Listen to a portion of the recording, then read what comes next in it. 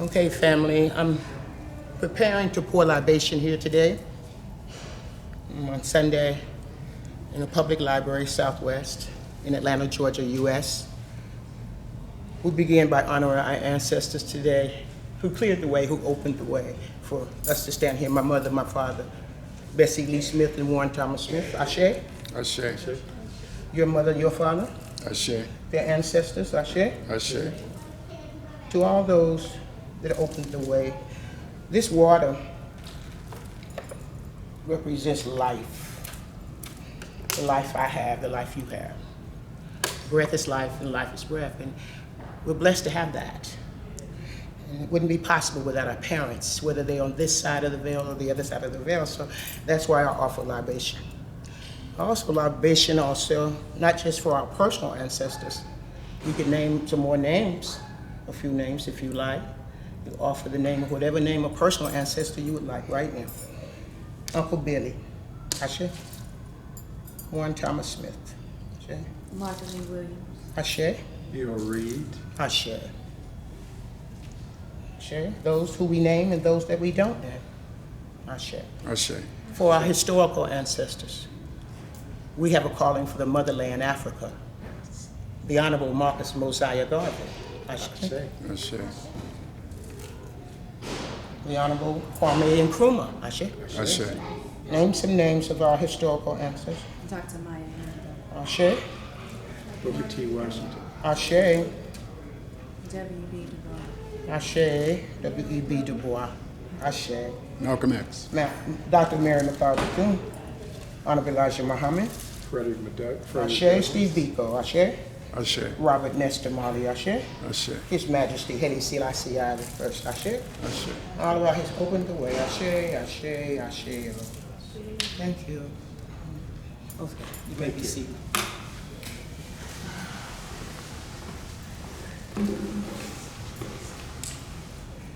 It feels good to honor our ancestors.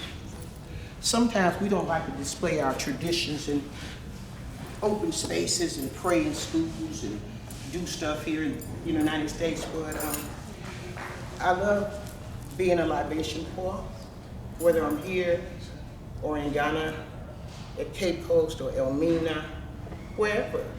I just consider it a privilege and an honor to not just be a Reverend Mother Sharon. Tanya still calls me Mother Sharon, and people say, well, I didn't know you was a reverend. I didn't know you was a mother. I didn't know you was a high priestess. I didn't know you had all these different names from all these different places and times and countries. And Nana was saying that you got to write your story. You got to tell your story, because a lot of people don't know really who you are and what you've done. And it's like, yeah, I'm so glad I'm still undercover. You see, you can't hit a moving target. But I do have a history. It doesn't have to be a mystery. I'm SAS, your sister, your brother. I'm your sister, yourself. That's my brother, myself. And so I don't like and have to have all the titles. They tend to get in the way sometimes, and the ego and race consciousness and a lot of things. They were necessary for a time to get me to accept my journey and responsibility as a minister, a mobile, global, mastermind ministry, a church without walls that shows up wherever you are, because that's where God is, in you, as you, and through you. I've just been very blessed, and part of my blessing is to be traveling to Ghana with Bomani Tyehimba, the man behind the camera, with Africa for the Africans. I've been with him to Ghana 7 times. 7 or 6? 6 times. 6 times. I've been to Ghana 7. I've been to Ghana 7 amazing. times. 6 with Bomani in Africa for the Africans, and this is over a 10-year period. Absolutely. Yeah, and the first time with Dr. Barbara King, one of my spiritual mothers, right down the street at Hillside Chapel and Truth Center International, where I studied for over 20 plus years. And you graduate sometime. So my ministry grew out of there, and we all have a story. What I wanted to really share with people is a little bit more of myself, because I can be very kind of out there, and then I can also be very, very in here. And solitude and quiet and solo. And a lot of people don't get that part. They just get the out part. But my background's in meditation. I traveled to India for 3 months in 1988 to get that transcendental aspect of my being. And in 1988, I got clear that the inner way is the only way. And with all this fire and zeal for living in life, that I still had to channel that internally. And so I'm a regular meditator. My background's with the Transcendental Meditation Movement. Why would I say that? Because I meditate for world peace. I am a peace pilgrim. You know, I'm just about let there be peace on earth and let it begin with me. And so I practice the best I can to go within so I don't have to go without. And so I wanted to give you that little nugget because I'm at a place and a crossroads in my life and I need your resourcefulness, your thoughts. Spencer here is one of my muses for hire. He has great wisdom. He's my elder. And I could talk to Spencer unabashedly about life because we're serious social beings, Bomani. We're serious. This is no play game. That's right. Some serious affairs going on our watch and our ancestors didn't acquiesce us. So we got to step up and own it and take care of business, not just here in America with the 3 Ks, AMERIKKA.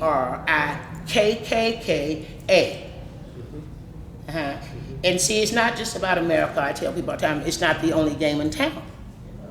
I'm a citizen of the world. We are passport holders. It's our world. And motherland in Africa, it's just been something that's been in me for a long time. We were talking about our DNAs and our ancestral roots, and the brother who joined us earlier, Brother Tahisi, Brother Tahisi, who has a tremendous background in genealogy. But I got some roots that go deeper than America, and I know that. I'm an African. And like my brother says, don't forget where you come from. As long as you're a black woman, you're an African. And as long as you're a black man, you're African. So connected with Ghana, those 6 times with Bomani. And then he gave me some leadership as a high priestess on the journey, assisting the tours with the spiritual work in any way. And that includes pouring libation at the places where we come up out of, man. The places that are not hard to go into. And Nana, Dr. Kwame, you know so well about the slave dungeons of Cape Coast and Elmina. It ain't like we don't know. Tanya, you know too, you know. We've been there. We have to go there.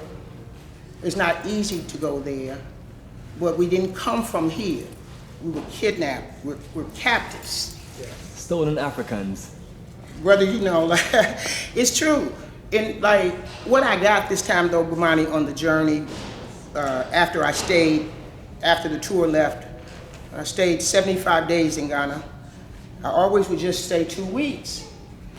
But because I'm a senior and an elder who gets Medicare and Social Security, I don't have to show up and work. I'm a business owner. I got skills and gifts. I got a business, and it's mobile too. But I stayed around Tanya and I got transformed because I experienced Ghana in a whole different way. And I want to go back soon. I will go back soon. And there's some accountability and responsibility here as well. So I'm at this great crossroads of not wanting to be in America anymore, like full-time. So people say, well, SAS, are you dual citizenship? Or please. I'm in the moment. It's right now, it's all I have. And I'm planning for a future that I can live into and be excited about. It ain't here. It's there. Clear about it. Ghana, and a lot of folk knew it. I read about W.E.B. Du Bois. I read about Malcolm and Maya Angelou and a lot of our sisters and brothers who were in Ghana. George Padmore, A lot of our brothers and sisters there doing the work. It's beautiful. Experience it for yourself. AfricaForTheAfricans.org. AfricaForTheAfricans.org, because Bomani's been taking us to Ghana for going on 11 years, nonstop, to the places that we were stolen from so that we can reconnect with what needs to be reconnected with, so we can get over the post-trauma that we're still up under, even the most enlightened of us. So I'm just going to put a pin in it there because I want to hear from y'all, because you kind of hear where I'm at. Yes. And I can fill in any of the blanks. But Nana, what's up for you? Tell me what there is that you can offer suggestion-wise in about your experience in Ghana, whatever you want to go with that, because I know that there's nothing but support in you, and your experiences are vast and wide. So give us who you are in relationship to me wanting and being so delighted that you're here to offer partnership. My great grandmother, Afia? left Ghana at the age of 11 in 1790 by force and brought to America. And since 1790, I guess somewhere around 1800, she started having these children, and I am a descendant of her. So in 2010, I felt the spirit of Grandma Afia saying, go home, come, go back to my home, all of those things that I missed. And I want you to follow spirit. And as you walk down the paths of Ghana, you will feel the spirit of where I once traveled. And I want you to go there. I want you to connect with my people who are your people. And I want you to connect. Not only do I want you to do that, but I want you to go back home to America. And I want you to tell my other descendants about my home in hopes that they will come to visit and to share and to know you are no longer the same. At first you thought that you were just a little black boy in America. But now you know that you have a home in the motherland beyond the regular. And after that, then came Nigeria with the Yoruba and the Igbo people.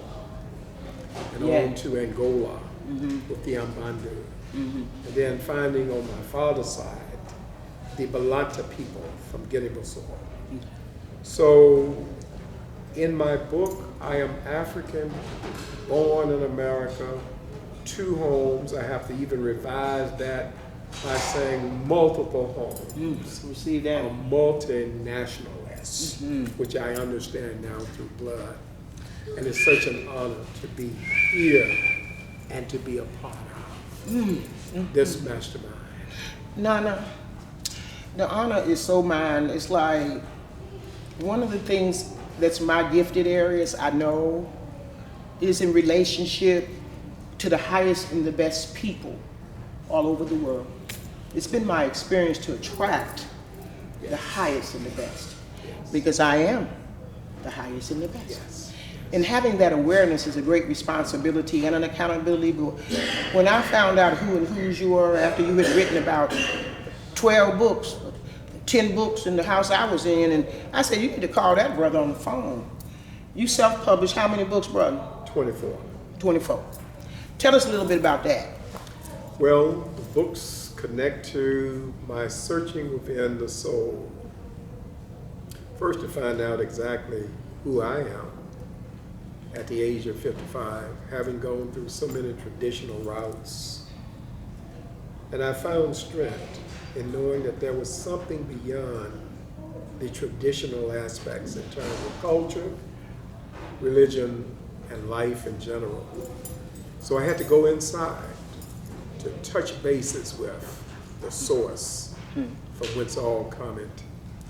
So from that book then led to going to Ghana and coming with the understanding that I can convert my words and thoughts to themes and advancements, and it becomes my actual experience.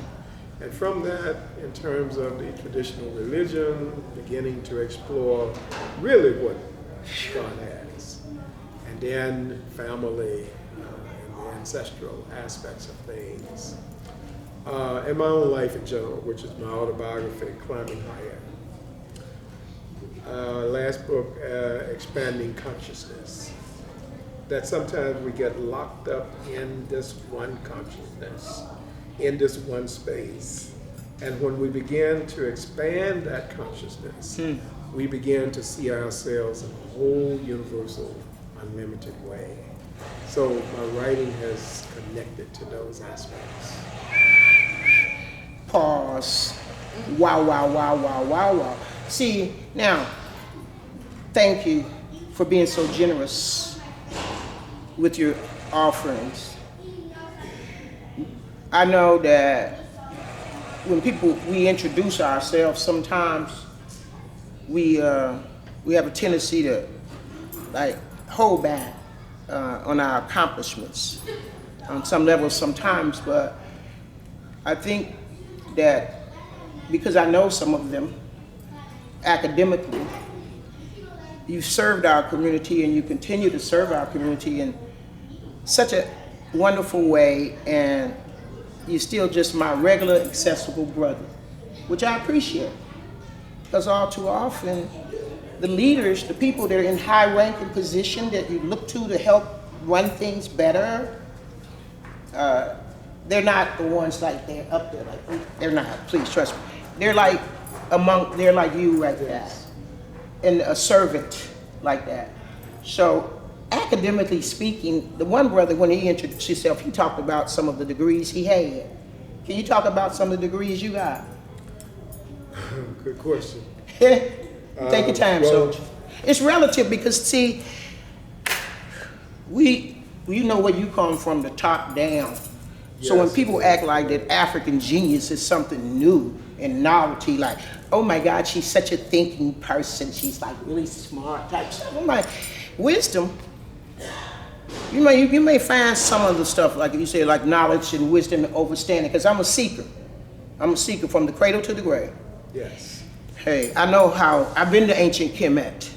You know, Nana Bafua, Dr. Asa Hilliard took me to the holy, where it come from, the Nile Valley. You see? And I remember some things, and you reminded me of some things. Yes. So, Imhotep, you kind of remind me a little bit of some of the Imhotep values in terms of multidisciplinary genius. It ain't just in the books, in the library, they in folk, and the folks sitting around us. And then we find solutions through what? The books? Oh, through the folks who wrote the books. So, anything that you wanted to say about your academics, because I know that you did a lot to save Morris Brown College. Yes. And I don't know all of that, but I thank you myself, because all of our institutions, historically black colleges and schools and children, that's our watch. We the elders. You see? And yeah, we got some young, brilliant, bright folks. So as you say what you say, I'm coming to my sister Tanya, because when I said, because this is another generation right here. Yes. You know, I may not look like I'll be 66 this year, but I will. I will too. I know. And look, I'm glad we look good too. Work. We were born in the same year, and 1951 was a very good year. And same month. And same month. And look, my birthday is December 6th, and his is December what, 4th? First. Third? First. First? Oh, you were born on just... Yeah. Go ahead. So, Nana, Ghana, say something about Ghana, and then we want to get Sister Tanya in. What did you say? Ask me to say something about? About Ghana. About Ghana? Ghana has become my home. I would basically say that 75 to 80% of my time in consciousness is in Ghana every day, even though I'm physically here. My good morning comes from Ghana.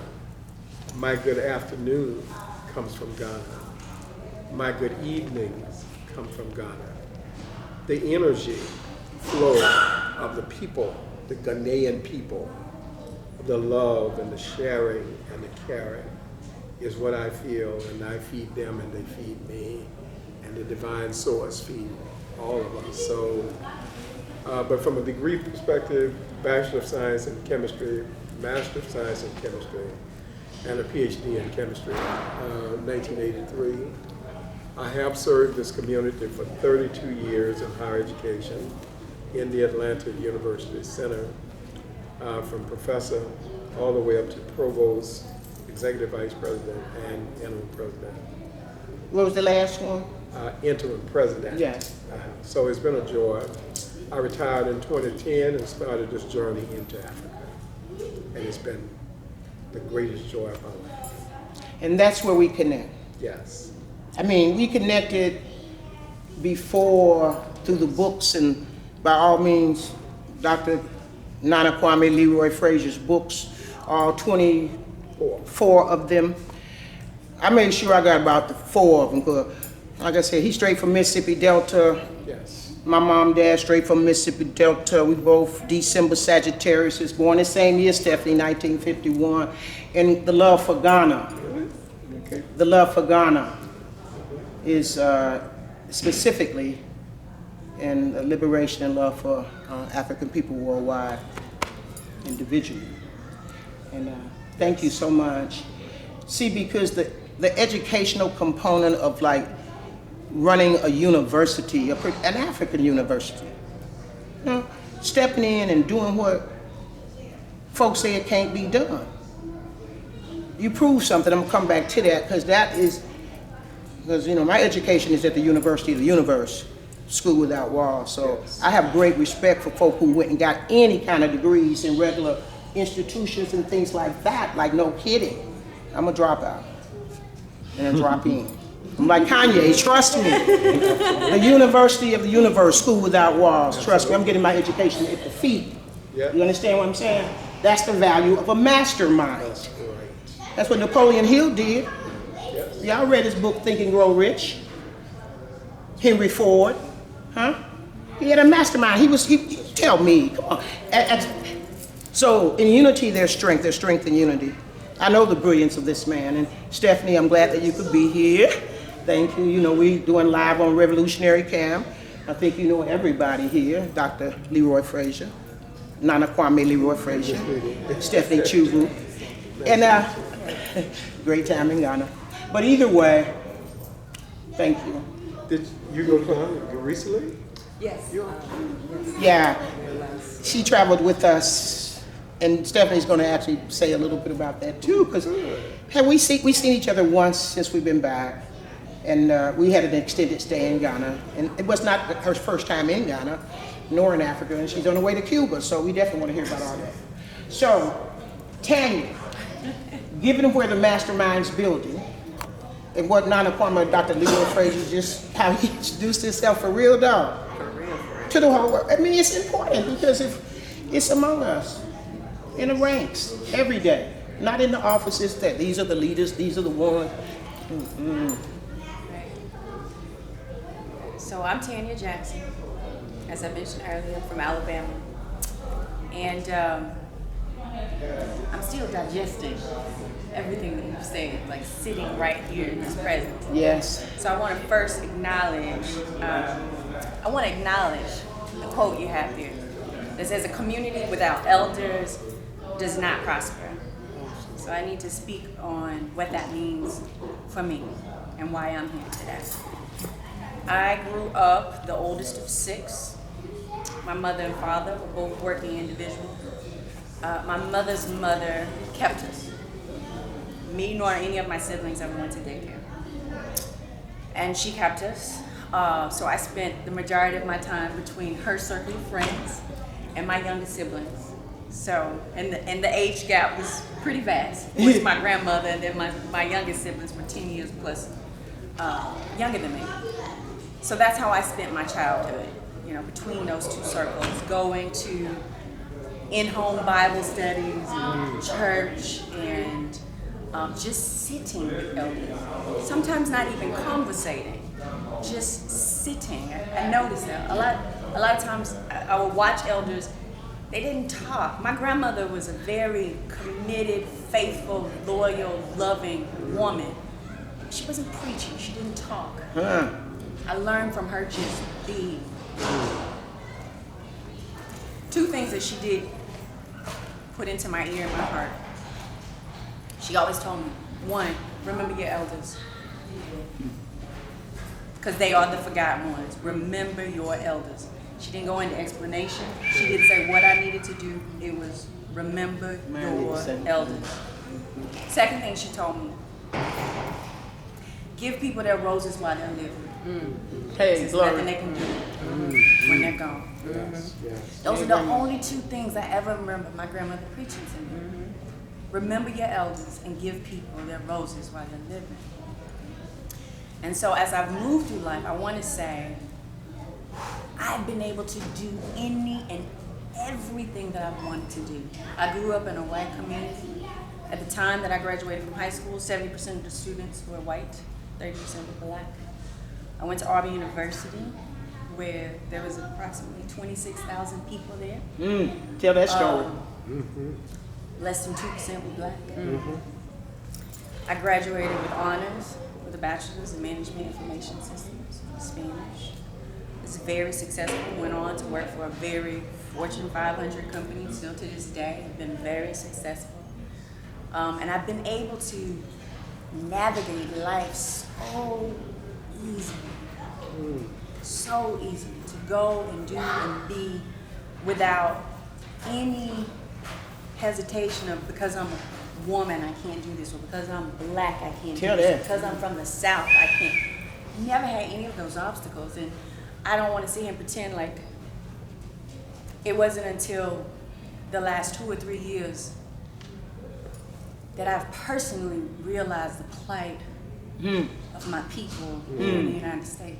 What? Because I have been so blessed that I have not had the same day-to-day challenges as some of my own siblings have had. Tell. Right, you see? Yeah. I grew up where there was a sense of community. My family loved me, my community loved me, my teachers loved me, who were also predominantly white.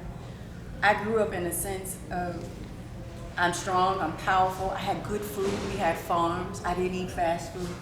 So I got this foundation, right, that I know most individuals don't have today, right? So I have this great foundation, I have this great life, I'm able to go and do whatever I want to. Yes. And I'm just realizing the plight of my people here. Yes. Okay? Now, if I can go back just a little bit. About 20 years ago, now in retrospect, I can say it was my ancestors speaking to me. But back then, I didn't know. I would hear these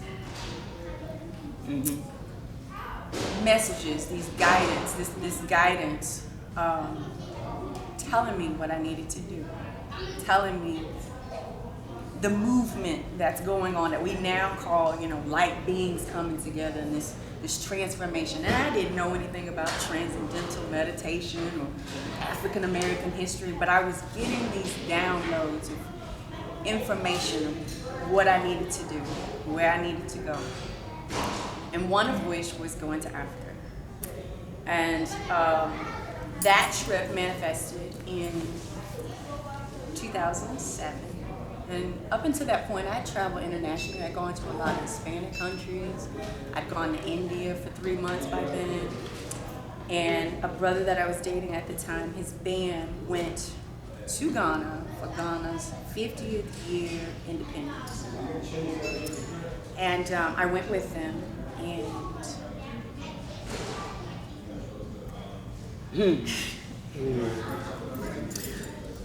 all the guidance that had been there, it just was like a welcome home celebration. Our first day in Ghana was at the W.E.B. Du Bois Center. And from that day forward, it was just a massive download, a welcoming, and this is just the beginning, And so after the group that I traveled with, they left, and I stayed another 2 weeks, so a total of a month.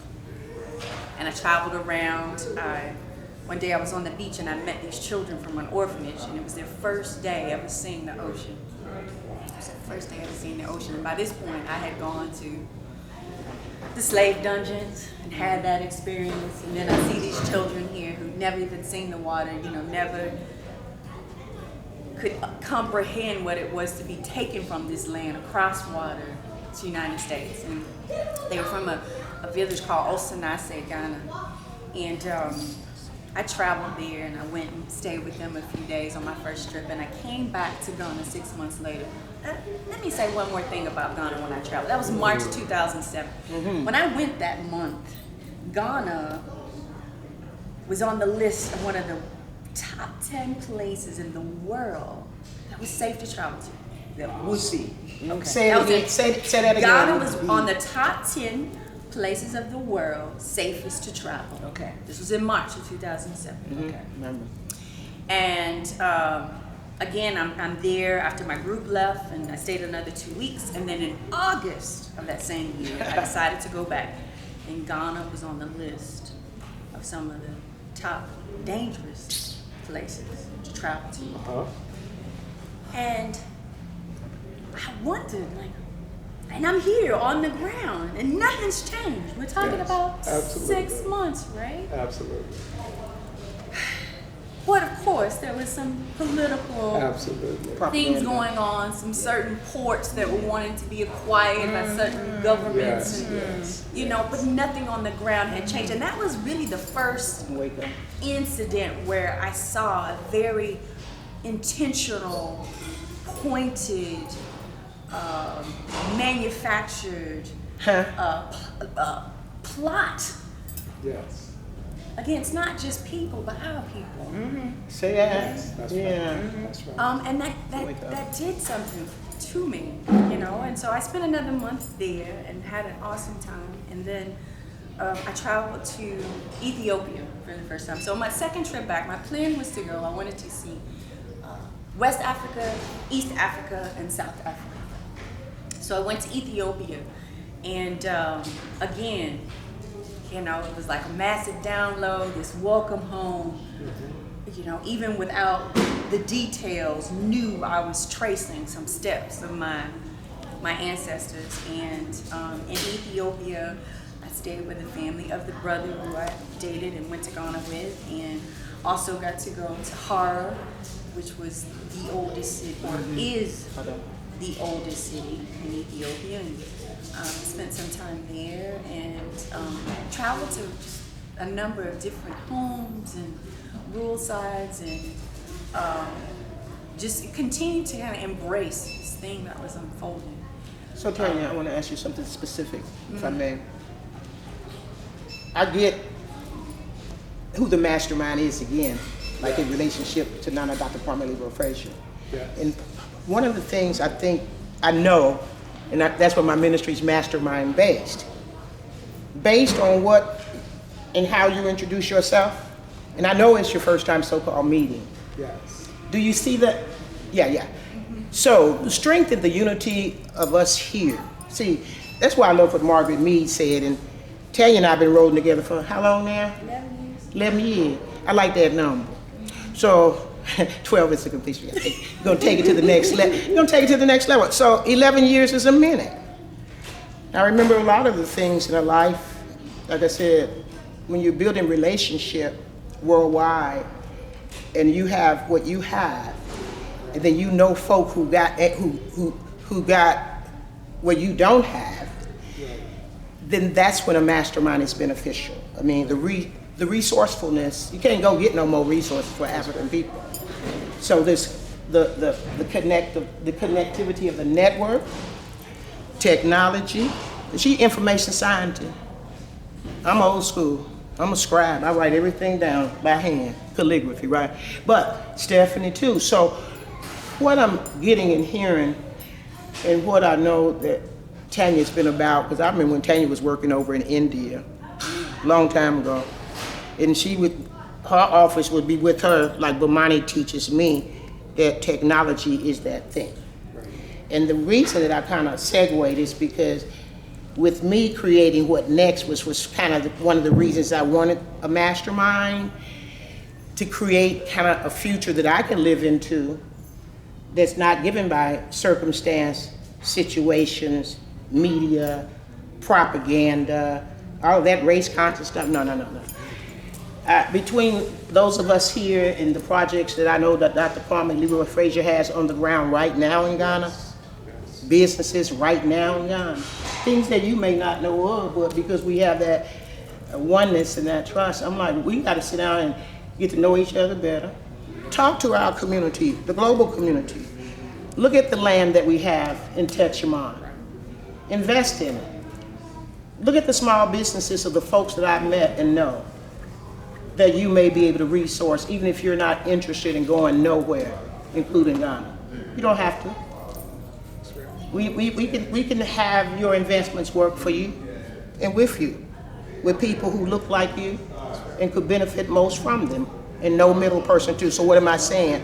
I'm just putting things out there, Tang. The same way that you were taking in what Nana Kwame Leroy Frazier has and is being, I felt your little computer. I know, because she's brilliant in that way for all the other big Fortune 500 companies too, and she's brilliant in that way for SAS. We navigate like that. And we get ready to do something. We're not gonna wait for somebody to do it for us. Huh? And it's all, the structures are already there, so I'm gonna pause it right there and give Tanya back, but I just wanted to kind of shift it a little bit because You picked up where I was going. It's a good segue. I mean, I just, you know, it's not a sense of emergency, but it is a sense of urgency. Absolutely. I mean, all you gotta do is look at Ghana right about now, Spencer Moon, because Spencer's one that may not have physically gone to Ghana yet, correct? No, correct, I haven't been there. But the divine appointment here, and we're gonna come back around, and I want Stephanie to introduce herself, and then we're gonna come back around and wrap it up. And come back in with anything, anytime. That's the nature of a mastermind. Right. I hope to be facilitating it, but Spencer, please come in, because I know who he is for me, and he is the elder of this circle. Yeah. And the committed listener, and like you said, background in film and writing and a lot of different things. But Spencer, just given what you know that I'm up to and what you've heard, whatever you want to offer based on your experience, expertise, or even a further introduction, anything you want to say, just in general. I don't want to limit it to maybe tie it together with me. Well, for anyone who's watching this on YouTube, I'm Spencer Moon. Everything you ever wanted to know about me but were afraid to ask can be found on my website, spencermoon.com. In addition, I have a YouTube page where videos that my students have produced, videos of me reading from one of my books, videos of people extolling the virtues of my books can be found on my YouTube page. In terms of Dr. Frazier as a resource, in the completion process of my fourth book, which is my third self-published book, Dr. Frazier was very integral in that process because the source we used, this is a plug, createspace.com, my co-author and I chose as the way to get our book published. Dr. Frazier's books, all of them were created through createspace.com, and in the process of navigating their systems, Dr. Frazier came in and helped my co-author and I complete that process very successfully and very smoothly. So I owe him that debt of gratitude. His most recent book, Expanding Consciousness, has been an inspiration. I'm working on 2 books now, one of them dealing with consciousness, and so his resource of information has been very valuable in that way. I've learned a lot in working with Dr. Frazier, and we're a part of a group outside of this one of men who are interested specifically in not only expanding our own consciousness, but sharing what we've learned with others. And we're in the process now, after meeting for several months, of developing ways to synthesize the information and share it with people. And in that regard, Bomani has been very significant in my understanding of social media and using my website and my YouTube page and helping me to create a Facebook page for my third book. So I owe him a great debt of gratitude in that way. And in terms of Sister Sharon, she helped me to develop and create a class based on my own experience related to cinema, which I taught at one of the senior centers where she taught, and opened the door and greased the wheels so I could do that, which I did for a couple of years. So my relationship with some of the people here has been very important and integral to who I am and what I'm about in this moment. And when Sharon came to me after her visit to Africa and we discussed some of the specifics, I was very pleased that the trip had been so wonderful and special for her.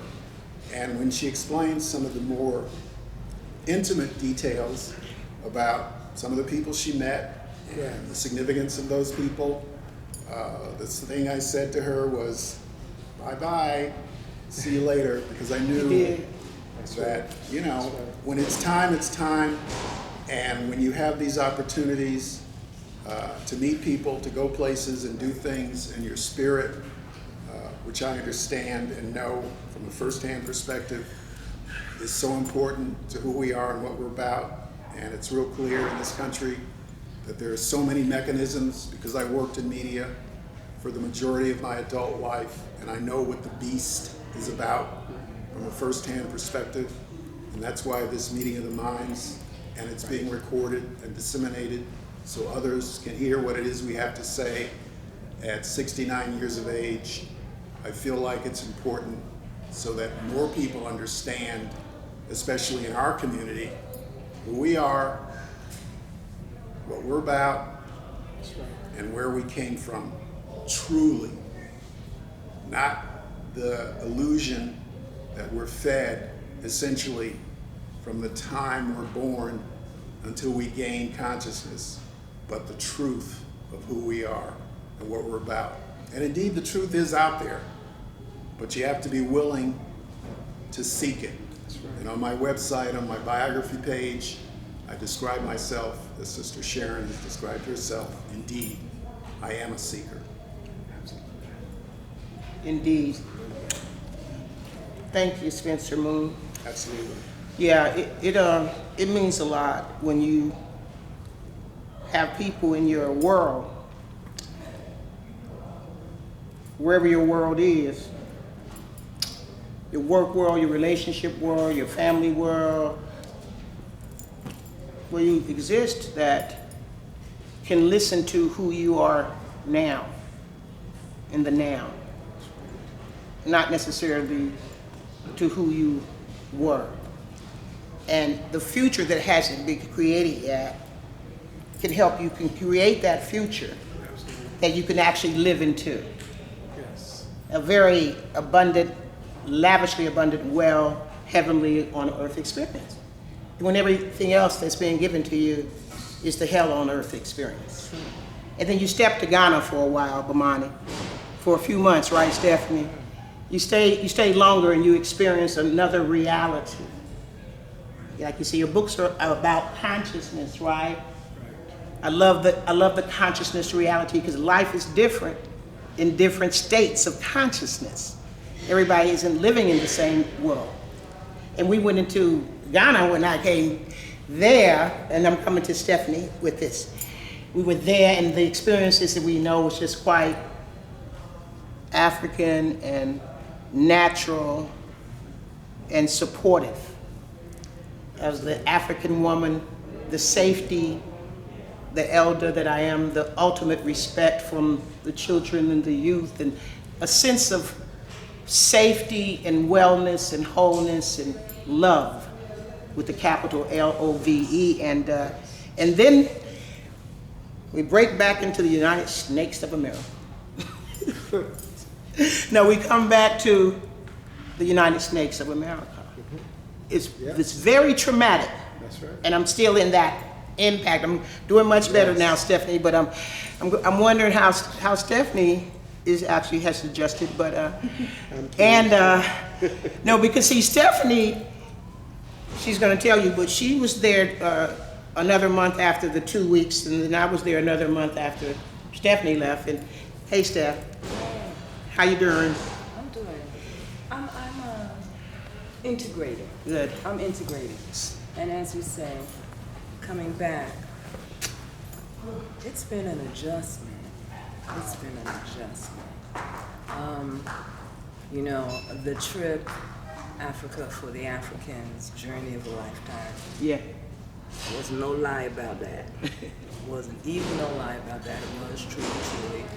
And, you know, testament to Bomani and the skills and years of experience and connections and family and breadth and depth of African culture and consciousness and information and history and on. Just kudos, and you know the ancestors are very proud of you. So the first 2 weeks, Africa for the Africans was like all you could want. He's on the tour. More than you wanted. The journey of the More lifetime. than you knew you wanted. And then after, the month after, was Africa as an African. Say that again. Africa as an African. Yes, You know, living yes. as an African in an African Yes. home, traveling, trotros, public transportation, Yes. you know, hobnobbing with the community, Yes. you know, Tell that. discussing with the community issues at the Pan-African Nkrumah Conference, you know, with Nkrumahists from around the continent, you know, discussing techniques and ways and aspects of African consciousness pertaining to the unification of Africa, pertaining to the rise and the raising of African consciousness on the continent as a continent, and what that would mean and what that would look like, discussed by everybody, youth, elders. It was a week long, right? 10 days. That was, I mean, the meaning of that, whew, Yes. you know, to see the youth and their fire, their enthusiasm for the concept that Africa could own itself, That's right. could stand as itself on the world stage. That was totally moving. So to move in the community, to hang out with the folks, to go to Medina Market, to be guided through Medina Market, through the stalls and the back stalls and the left turn, right Yes, turn, yes, to yes. get to just the right vendor who she knows will, I'm sorry, Sister Santua, she is Sister Santua, woo, who knows will have exactly Yes. what we were looking Yes, for, yes, yes. you know? And just to move through and pick up your vegetables and pick up your fresh produce, pick up your locally grown, off the vine this day, this, you know, 2 days, day before, and take it home. Africa as an African. Yes. You know, to live through the, well, there's no electricity for a while. Oh well. Oh well. That's right. Well, okay, it's back on now. Okay. That's right. That's right. No thing No biggie. at all. You know, to live for a month with, hold yourselves, wait for this. To live for a month with no electrical connection. Oh, there was electricity, but no radio That's and right. no television. Yes. No radio, no Say it. television. Word. So you have your phone, but you can't do that all day. You don't want to do that all day. It becomes a different consciousness. You're connected now. You're disconnected from that, and you're connected with nature. I fell in love with so many different aspects of nature, with the crows that I call majestic birds. You know, they would be pigeons. They would be the equivalent of pigeons here, but they are majestic birds. I fell in love with the lizards. I mean, I learned about the lizards, the different butterflies, the 853 species of butterflies, and the 900 and something species of birds. You know, you fall in love with what actually is, with the trees and the botanical gardens, with these trees older Right than up the street. any ancestor I remember. Yes, yes, Okay, yes. thousands, So you develop that along with all of the information in the videos as we traveled, I must say, developed in me a different person who could not ever be the same person who got on that plane. I can't be that same person who got on that plane. It just is not possible. There was a point at which, living in Ghana, I said, oh my God, living in the States doesn't make any sense. Yes, yes, yes. Living in Word. the States is ridiculous. Tell it. Oh my God. Let the world hear it. Oh my God, that's ridiculous. Why would you do that to yourself? Why? No brainer. Oh my goodness. And you know, it feels like, and I made it equivalent to that scene in the movie Get Out, where the brother is hypnotized. For those who haven't seen it, he's hypnotized into a space they're calling the sunken space, where you're, because his body was wanted to supplant a European consciousness into his black body. So his consciousness goes into a sunken place whereby he's barely conscious and he can see where he needs to go to get out, but he can't. Tell that story. Reach that I can't. I was like, oh my God, the United States is the sunken place. The whole of it is the sunken place. You can see it, they're gonna dangle it, you can see it, but you're never gonna quite get there. Wow, wow. And even if you do, get there. Okay, speak, teacher. Like Michael Jackson, like everybody else. How can you be Michael Jackson with how many cajillions of dollars? And some little white boy can say, I know what your pee-pee looks like. And there goes your empire. That's right. And there goes your empire, just like that. It would never happen in reverse. A little black boy goes up to a white man and says, I know what your pee-pee looked like. You'd never hear from that little black boy again. Okay, it's the sunken place. It's only an illusion that you will ever get there. Don't make me say NFL. Don't bring me into the NFL. Modern day slavery.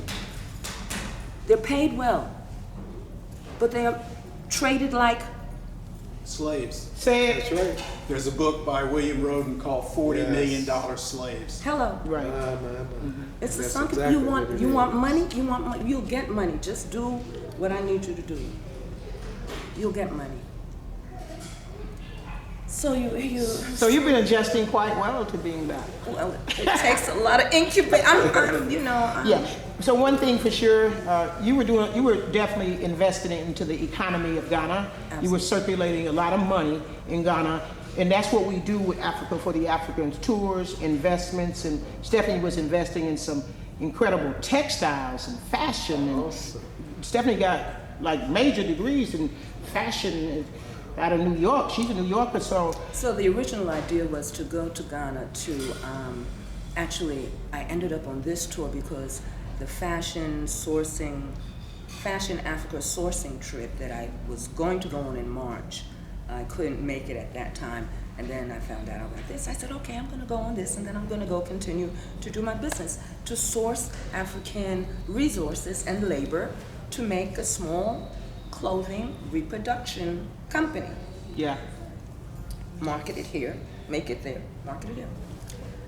Yeah. Absolutely. And I definitely want to add to some of the things you've been talking about in your class and your experience. Yeah. Talk about that. But even When before you- that, when you're finished. in a minute. But even before that, I got there, and what it also morphed into was artisan support, because there are brothers and sisters and artisans there who are doing that work, That's right. That's right. right? Yeah. And in addition to what I see with my fashion sense or fashion vision, I wanted to be able to support their efforts. And so to like just order like, hey bro, can you send me a dozen, batakari, can I order a dozen batakari this month? Maybe next quarter I can order another dozen batakari. So supporting the artisans who are making things Yes. on the ground there. You know, the sister who makes the sandals, or you know, the brother who makes somebody who makes the earrings, and just give them a market here. Just you know, and hopefully to build that market up into a bigger market. Absolutely. But just give them a float here as well. Yeah, that was it. Absolutely. Appreciate you in SAS Energy, and that's one of the things I've always recommended to everyone. When you come on a journey, or when you make your journey to Africa, if you're on a 2-week journey, if you can spend an extra week, a few days, or even 1 or 2 months, or even more than that, take advantage of the opportunity. It's kind of like a Tanya experience. She when she go places, you know, she said 3 months, Ghana, Ethiopia, and so on. And what that does, it's like it gives you the full combination. It gives you the tour aspect, because the tour aspect gets you around the country, gets you to learn about the roots and the culture. Yeah. And then when you're there in the day-to-day life with the people, you're absorbing. It just makes that journey so much better, and then it connects you to the future. Because what you really want to do when we talk about repatriation and investment, you really want to build up the energy to live and stay longer in different African countries, and connect more people, and also put the things that you want to put in place. I hear you and SAS talking about your business, and that's what it's always important, because when you're there's no welfare system. You have to be in business to be able to circumvent your way of life, but also to contribute and connect with other people. So in that sense, you know, we're getting the full aspects of our connection in Africa, and we're growing, and both of your stories exemplify that, and hopefully more and more people can look at that. And this, you know, not everybody is going to have the time off, because sometimes you have to get right back to the plantation here. But eventually you're going to have that time. And like SAS, I think it took you a while to stay longer because you're still locked into the plantation. So that's like an even perfect example. So we're just reaching out to our brothers and sisters and let you know that if you can start small, because not all the time. You know, when you first went, you didn't spend months upon months. So for some of us, it takes a little longer. But that's initially what you want to do, and at the same time, too, you want to put your game plan for your business enterprise down. So that way you can be a part of that contribution, because a lot of us have some incredible skills that will work there in Ghana, and then we have so much of our own brothers and sisters from the African diaspora, and we can do a lot of networking. I'm sure you're ready to go in business with many different people. Yes. Well, one thing for sure, our network is global, our network is mobile, wherever African people are. Yes. But Ghana specifically, the strong link between Accra, Ghana, Atlanta, Georgia. I say ag.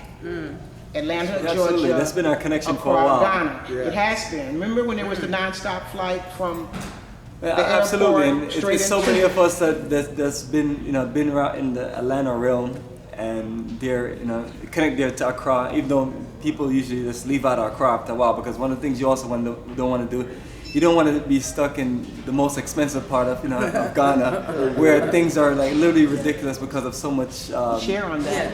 so much That's just where investments the airport is. outsiders are doing. Right. And but while we got land in Techiman, not because it's like 7 hours into the country, and not because it's you get a good price, but because you're used to being in all these cities, Atlanta, New York, and so on in America, and last thing you want to do is replicate that same magic. Right. Sometimes we have to give the city a chance to breathe and get out of the city and do outside development and let the city rebuild itself. So we're pushing more of building sustainable communities. And SAS, both of you just came from Techiman with us, even though we were only there for 2 days. Yeah. And then you got a chance to see other parts of Ghana. How do you compare that bare land in Techiman compared to other parts of Ghana? Well, one thing I could say right now, he's talking about specifically the Borno Hafu region, right, Bomani? Right. And Techiman is a part of that particular province, That's right? Yes. It is called the breadbasket of Ghana. It is the Absolutely. most. Breadbasket. It is the most richest Yes, it is. area of Ghana. I did learn that. I mean, Yes. there's research and there's other research. But that Borno Hafu region, folk, check it out. Yes, check it out. It is, the land is the richest of all. The water, Right. those falls that come down there, was it Kintampo? Kintampo and Fuller Falls. Kintampo. Those falls. I had a spiritual experience there, so there's no question about that particular area where Benue Village is. Right. The videos are on YouTube. Yes. You can look at the land. Nunette and the sisters and brothers are there cultivating that space. The land is affordable. The acres are there for us. And so it ain't a question about Techiman. That's spelled Techiman. I ain't gonna spell Bonahafo because I may get it wrong. but really, Google it, baby, Google it. But really though, it's, you have to have the experience even virtually, or you can do like Stephanie and all of us have done and Videos travel. don't really convey. You gotta, you gotta, but the videos get the people there. A lot of the people who travel with us over the years, 11 years with Africa for the Africans, they have done so much research to find out before they get to us, because that's how we are, you know, and everything is there. So, but yeah, you do want to come and travel with us to Africa for the Africans. I want to kind of tie it all together right now and get some last closing remarks or completing remarks for the Mastermind. I feel that we've stirred up and gotten a sense of what each of us are up to as it relates to Ghana, not just the sponsor of our tours, which is certainly Bomani. Bomani, is there anything that you would like to say in relationship to, I went 6 times with you, and each time I went for 10 days or 12 days to 2 weeks. I say this, the 2 weeks I would go to Ghana for those 6 times, I get my whole life back in those 2 weeks. I can come back to the hells of North America and do much anything. You feel me? In other words, by tapping into that ancestral energy and the sense of the mother in me, that in going into the sacred spaces that Bomani entrusted me to go in to pour libation as a high priestess, hey, there's favor in all of it. Because you don't leave that energy and the energy don't leave you. And it requires some sense of something that I think has matured me. That's right. And that's what my name Obinyuar means. So my name is SAS. You can call me SAS. But if you hear me introducing myself now as Yah Obinyuar, the Yah is tree. It means born on Thursday. And Stephanie, your tree name? F.Y. Excuse me, F.Y. Friday. Born? Friday born. Friday born, F.Y. Yeah. And so we can tell you yours too, and it's listed also on Google it. In the book. We get it in our handbook that Bomani gives us every time we travel. But what I want to acknowledge, family, is something good is happening to us and with us and as us. And don't let anything that media shows you have you think by any stretch of imagination that we as African people are not alive and well and moving forward to liberating ourselves. That's right. Self-liberation, you see. The leaders are among us, they're in our midst. Don't look for them in high office or build them with the special titles necessarily. You walk among us every day with your brother, your sister. We may have a title or not, you know. Some of the ones that are the most educated are the most delusional. That's right. The most miseducated. Trust your inner wisdom.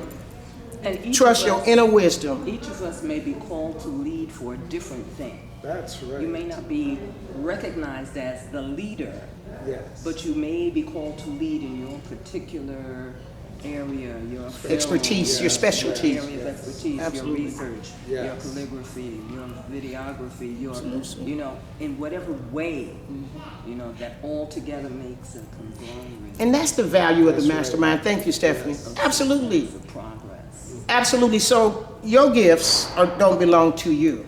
That's right. Our ancestors' gifts didn't belong to them. That's right. Exactly. That's why it's so important to share. The ego would love to self-glorify in that the calligraphy is my gift. I take it to Ghana. That's right. Have pen will travel. Your gifts travel with you too. That's right. And guess what? And when you transition and drop this outer shell called a body, what's going to happen to your gifts then? That's right. They keep going. Yeah, your life purpose keep going too. Mine do too, right? So you're helping me to fulfill it is what I'm saying. Thank you for showing up today. Thank you for letting me have a conversation and stir up something in a public place. Yes. In a county place. Yes. Where I pour libation, where we acknowledge our ancestors, where we just come and use, and we thank Amani Robinson here at the program area. In this Southwest Regional Library right here on Cascade Road, because this is where we come. That's right. You know, and it feels good. So closing remarks, please. We're gonna start with Spencer and go this way. It's like a closing remark. Not have to be long, but it can be strong. Thank you for inviting me, and it's been very Thank you for coming. wholesome, and very real, and very enlightening. Thank you for bringing your enlightenment to the circle. I just want to echo that, Mrs. Spencer. It has been very enlightening and a positive reminder of just how great we are as multinationalists, and I hope to be able to continue the work. Thank you for being here. And I just want to say something in regards to both of you, you know, and there are no coincidences. That's right. Ever in the universe. Divine law rules. That's right. And I just think it's really divine, and I'm sure I'll marinate on this later, that we could just come together today and be well and have a conversation that's intimate and personal, but at the same time communal. That's right. As all African things are. We belong to each other. There's strength in unity, and sometimes we suffer in isolation. That's right. And I just have been so enriched by just being able to talk a little about something that I love so much, that is having such an impact on my life. And when we get ready to leave Africa and they don't want us to come back because America don't know how to treat us, and we just come back and have abuse and stuff, and feel like sometimes you don't know what to do, and we're the elders, so if we don't know what to do, what do our youth know what to do, right? Get the hell out of her. Make plans. Come up out of her. Yes. Come up out of her. I'm not saying just go to Ghana. That's right. You can go anywhere you want to go. That's right. But there's a big world out here. Experiencing it. Get your passports. Get the application for the passport. That's Just right. go by the post office and look at the application. That's right. Pretty soon you'll fill it out and put $150 or something with it. But you're going to go somewhere in 10 years. Your children, my children, you're going to go somewhere in 10 years. And believe me, don't overlook Africa. That's right. Europeans are there, the Asians are there, Chinese are there, everybody's there. That's right. And when we come there, we get welcome home, Akwaba. That's right. Akwaba, right? Welcome home. That's right. And there's no place like home. Stephanie? Oh, closing. Yeah, but I felt that one. Yes. Oh, yes. Yeah. Oh, okay. Yeah, nah. You know, anything. I've We can continue. I've enjoyed this mastermind group. There's so much opportunity in Ghana that has been shared this afternoon. And my own sharing is in terms of roads and bridges and buildings, being able to tap into those sources of which we have a live opportunity to help build Ghana roads and bridges and houses, and we have direct access to that through the Africa Project. So I look forward to talking about more of that during our mastermind. Making money The Africa and sharing. Project, I don't want to segue too much without addressing the Africa Project, because that's one of the reasons I definitely wanted to have a mastermind with you as well. Right. Because I know you have a for-profit business on the ground and other businesses in Ghana on the ground, and they're wealth-creating opportunities. So what you want to say about that so that we could set up a conversation specifically Yes. for that particular Sure. Africa Project. But please tell us in the world a little bit about the Africa Project. Don't keep us kind of... The Africa Project is a very powerful project. It responds to what happened during slavery. All of our resources were taken away, and the Africa Project was organized into bringing those resources back into the circle of descendants of African slaves. And so we are connecting people throughout the world, people of color, bringing their resources, bringing their minds, and bringing their monies together to support projects that are wealth building. So the Africa Project has done that, but it's also providing education for people in Ghana and other people throughout the world. It's helping them to expand their businesses and helping to stimulate the economy. So we do have the support of the chiefs in Ghana. The traditional African chiefs? The traditional African chiefs are welcoming us to come. They want us to establish businesses in their particular areas and also to work with businesses there to help them to build their economy and surroundings. So the world of opportunities are open to us. What the enemy thought that they were creating that would never bring us back together again, the universe has brought us back together. And it is empowering us in a very special way. And we are walking into the doors of those opportunities. Wow, wow, wow. Thank you. Wow. Thank you. Now is the time. Nothing can stop a divine idea whose time has come. Absolutely. Right. And I just want to acknowledge Nana, very humble servant, the work. I mean, I look at, I'm on Facebook, Stephanie's on Instagram, whatever way, but I love it. I learned a lot about Instagram while we were in Ghana together, housemates and moving around. But my teacher, Spencer's support teacher in terms of the technology thing and information systems. I know Stephanie has degrees in that area as well. And Yes. it's just amazing because that is kind of how we've been reaching each other. I found out a lot about you and what you're doing in Ghana. When I go to your Facebook page, I'm like totally getting the major education on the ground about your projects and the people, and particularly the students. Now I travel all over Ghana to the different institutions of higher education. And what levels of schools did you go? You went to so many schools. Many, many. Universities, colleges, elementary schools, kindergarten. The faces on my Facebook page. Faces of saying thanks to Americans for looking and giving attention to us and directing your resources to us. So those faces and smiles, and in their eyes you see their love for their brothers and their sisters and their cousins. Yes. Throughout America and throughout the diaspora. Yes. And yes, all of that is on my Facebook page. It tells the story. Yeah, it's family. It's true. It's true. And I want to learn Instagram too. Instagram. Stephanie got the Instagram. Okay, we'll be beside you. Bamani got you. Bamani got you. Yeah, we got you, Doc. Instagram too. IG. So Stephanie, you want to wrap us up, and Bamani has closing Well, remarks. first of all, I want to thank all of you for your patience and in allowing me to arrive a bit tardy. In divine order. I'm so missing all of the introductions. I can't wait to see it on YouTube and see what I missed. But I'm humbled by the company. I'm humbled by the request to add to this mastermind.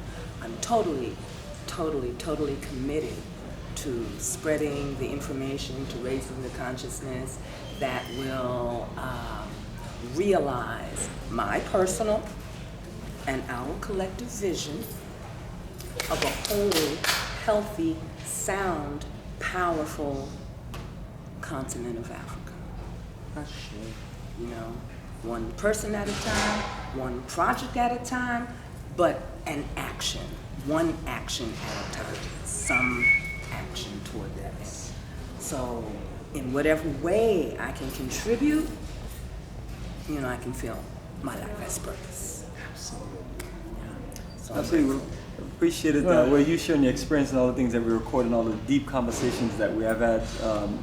Really helps other people because I've communicated with people who have seen a lot of our footage, and even though some people, you know, can't really see themselves doing all these things that we do, we're trying to help people from at the lowest level or at the beginning stage to people at the highest level who have traveled and how to make their journey meaningful. So all of our, us doing these journeys and sharing our life is really helping other people, and that's what we want to be. We want to be able to contribute to civilization.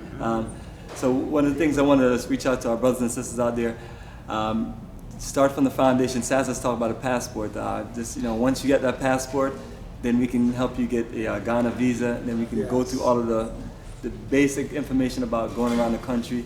Then once you get a feel of the country, you can talk about where you want to get your property, or which communities you want.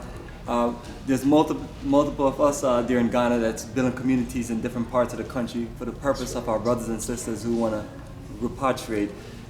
You might not like how things are going for yourself, and then you put your business plan together, put certain things together, and then you can just connect. We can connect you to different communities, whether you're in the southern part of Ghana or where we are in the middle of or central Ghana, or even the northern part of Ghana. And our brother Dr. Kwame Frazier, with all of our connections together, we can really circumvent connecting our people. And people like myself, that's what we want to contribute to. We hear about Marcus Garvey, and we hear about all of his great historic and legendary work.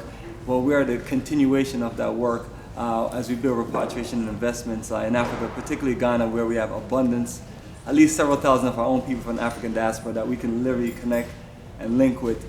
And it's simple as just you family reaching out to us and us just going through things with you little by little. We have been doing this for over a decade, so everything that we have learned, we want to share with our brothers and sisters, and there's no secrets. We're not hiding anything from you, and we want to be able to just make sure people make the right decision, because we have seen people make moves to the African continent and come back, and a lot of times it's because they're not prepared. Now, someone like SAS will take her time and put things in place, so when she make her move, she'll be successful, and she knows all the ins and outs. So, and if you're on an expedited move and you're looking to make a move, my brother David, sister Sharita, Imacus, they're all there for you. You just have to have your game plan in place. Absolutely. And just follow their guidelines, and we just in general follow our guidelines, because all we're doing is sharing things with you so you Can I say one thing? I advance forgot to things say? a little better. Go ahead, Sass. Yeah, I just want to acknowledge the sisters and brothers that we have on the ground that's been living in Ghana, that repatriated 25 years ago. 25, 30 years 30 ago. years ago. My elders, who I had the pleasure of sitting with, Sister Amakus, Mama Zulu, That's right. Mama Shakesha, shout them out, right? Yeah. Absolutely. Their names were people who went way ahead. They're called pioneers. Adventurers, That's right. scouts, huh? We're people who went ahead, who were in Ghana. Yes. They don't even want to come back here. You see. I mean, sometimes you don't know what That tells you a lot right there. But I'm saying it because in the 6 times I was going back, I was getting closer to my family there. So my family there is strong like my family here. You build relationships through getting to know folks, That's leave right. them in your house, riding with them, going to church, whatever you do with people. And that's what I'm saying, Mama Amakus in One Africa, and definitely Dr. Sharita. It's a whole lot of networking. A lot of folks. Brother David. I Come on, say it. I have to Say tag it, on to the Stephanie. back. We were Same there too thing, long. just to underline it with another underline. Please. Underline Bomani thing twice. The community of repatriates there, the African Americans there. Empress. A group so generous, so open, so willing to help. We're meeting people. Sass and I met a brother on the road. We're walking down the road. He's coming in the opposite direction, and we recognized his Chicago box. That's how we said, Midwest. I said it's a Midwest. This is That's my, Midwest this is all my day. the Ghanaian brother here. And he recognized us too. We stopped on the road. We may have talked 15 minutes. Before we left, he said, listen, when you come, you have to know who to trust. Look for the pioneers. Yes. I said, how do you recognize the pioneers? He said, the pioneers are the ones with the arrows in their chests. He said, we took the arrows so you wouldn't have to. Say that. Tell that story. Anything you want, call me. Brother's a stranger. Anything you want. That's right. Sincere, eye to eye. That's right. Call me. That's I will awesome. help you with it. Everybody was like that.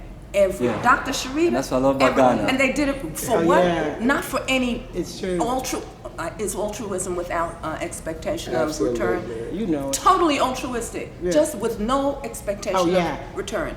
You need some help repatriating. You need some help getting your mind around what just happened to you. Oh, yeah. You need some help finding a resource. We you took need a the mechanic. arrows. You need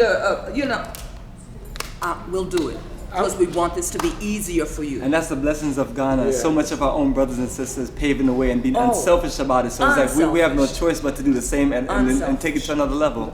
It's where. I want to add Nana, something please, to that. please. We're talking about repatriating.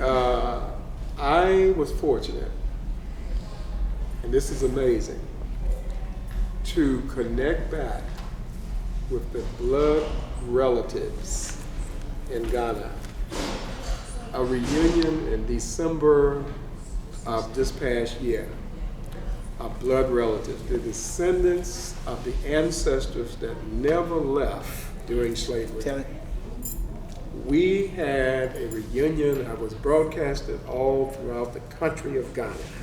First family to ever come back and find their blood relatives. And this reunion was just an awesome something. So in repatriating, as far as my family is concerned, we are connecting back to the families and living in their homes and working with them. Yes. Where is it? Yes. This is right here.